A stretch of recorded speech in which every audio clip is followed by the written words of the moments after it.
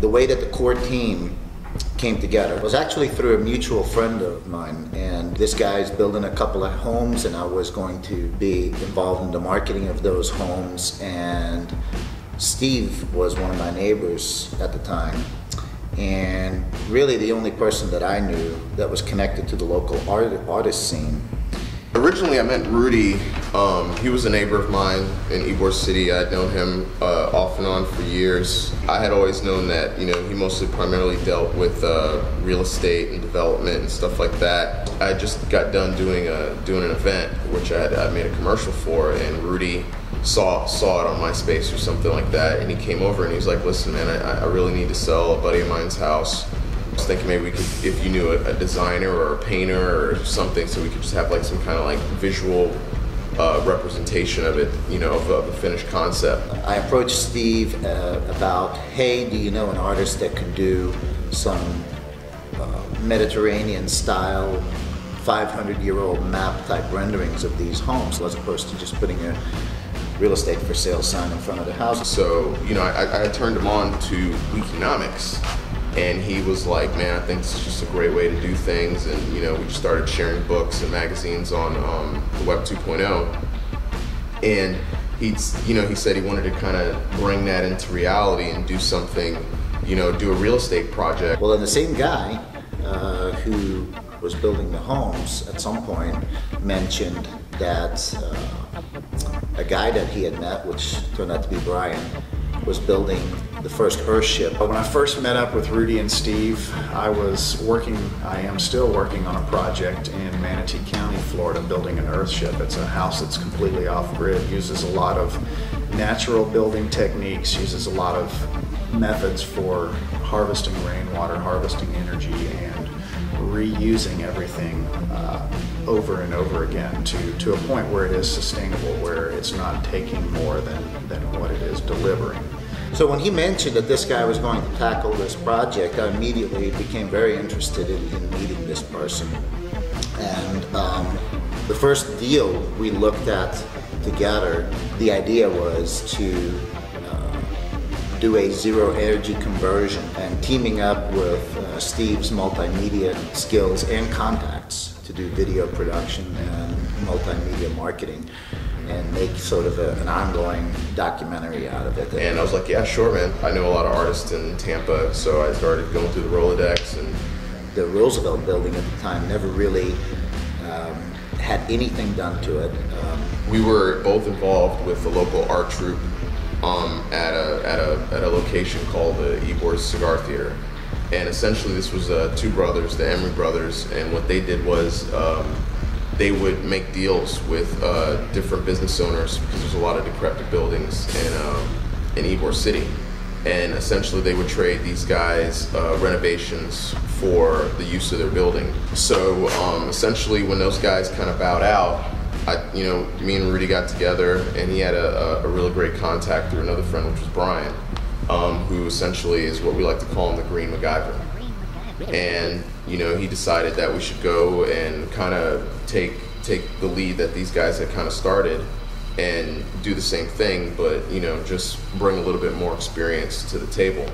So we figured we would approach Joe Redner about doing a zero energy conversion on this building.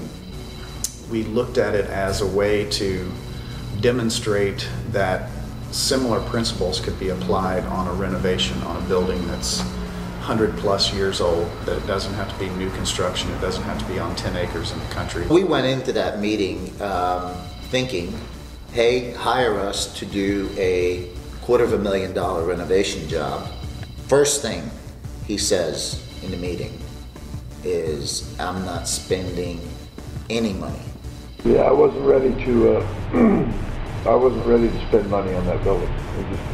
I have to give credit to Steve, even though I certainly didn't at the time, for saying, that's okay, we'll do it anyway.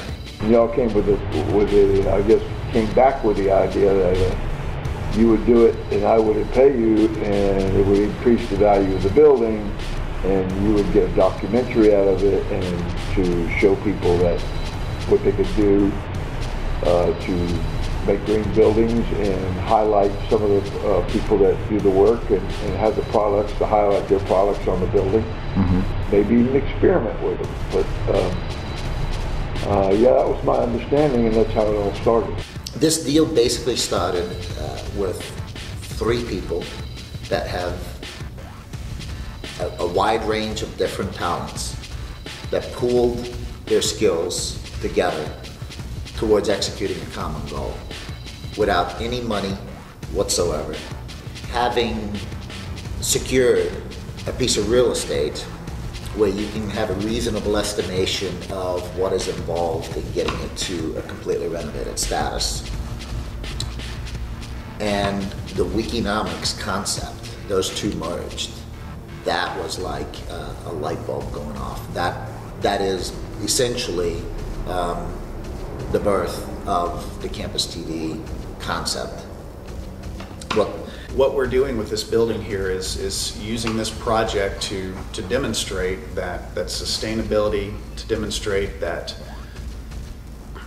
these off-grid principles and a kind of a more dynamic way of life can be applied to more than just one particular type of project. It basically boils down to, you are going for your dream in life, and against all odds, you won't be deterred from that.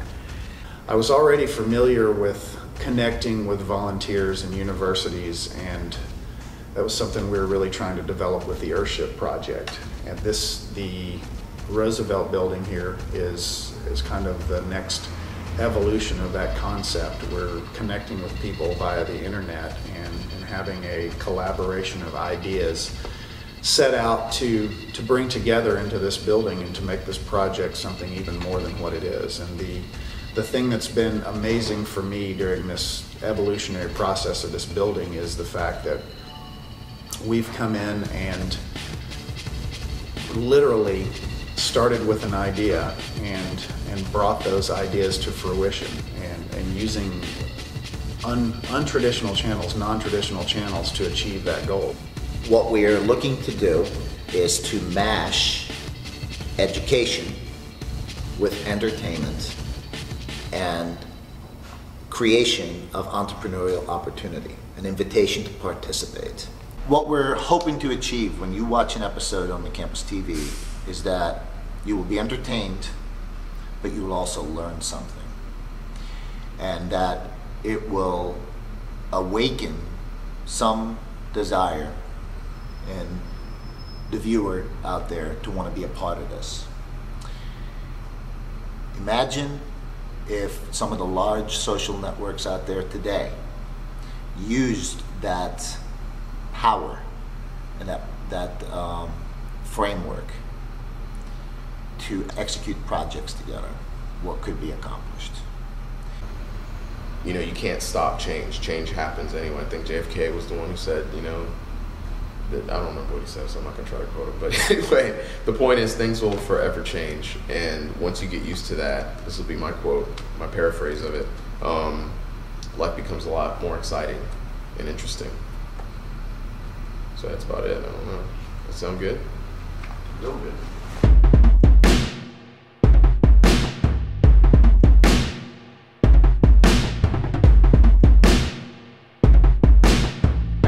You want the building to be off the grid? As much as possible. I mean, we're going to go all the way with it. Okay. What technologies do you want to incorporate? Do you want to do some geothermal? Everything, yeah. Forced air? Do you want to do rain catchment? Yes, everything. I mean, we really don't want to hold back on it. We want to make it like a flagship of what it can be.